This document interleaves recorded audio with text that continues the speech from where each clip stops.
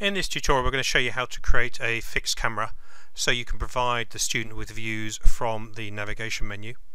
And I've chosen the standard tutorials location and I've put my avatar onto the hilltop so I get a good view of the overall area, but I could choose absolutely anywhere in the space, including just somewhere up in the sky. The process has got two main parts. First of all, I create a camera and then I need to add it to the navigation menu itself. So to create the camera, all I do, click on the Actions tab here. There's an option called Edit Cameras. I click on that, and there's always two cameras built into the system, a selfie camera and an overhead camera. You can't do anything to those two, but what I'm going to do is add a new camera. I can give it a name, so we'll call this one something like Hilltop.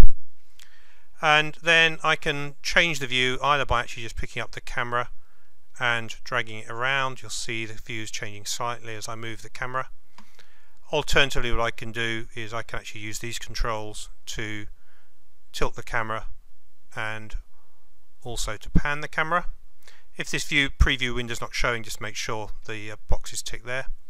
The other thing I can do is just change the field of view. So basically, if I want to reduce the field of view so as to simulate zooming in or zooming out, then I can do that with this slider.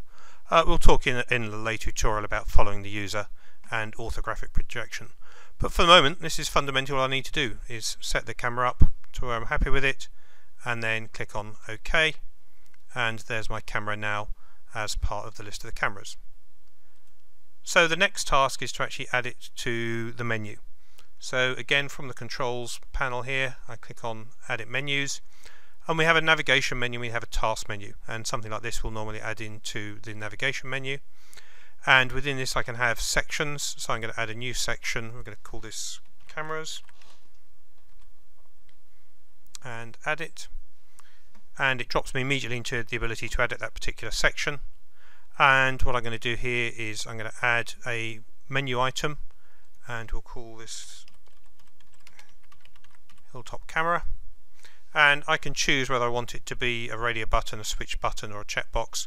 A radio button is probably most applicable here because we're talking about a camera and you'll only typically have one camera view at a time. And then click on Add Action, and what I want to do, you see it's the standard action dialog that we use throughout Fieldscapes.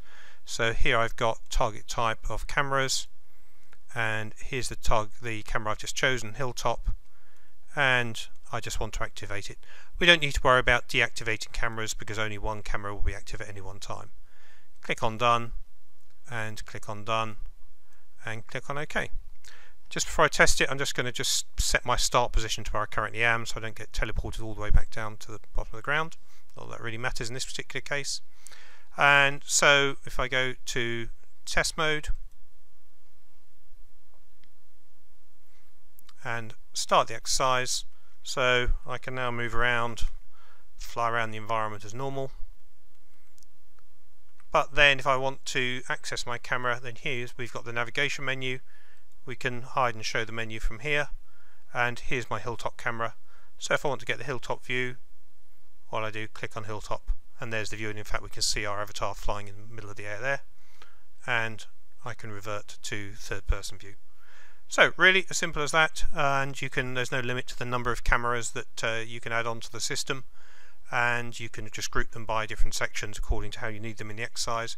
And later on in another tutorial we'll show you how you can enable and disable the different menu sections so the student only gets to see the parts that they need to see of a menu at any particular time. Okay, thank you.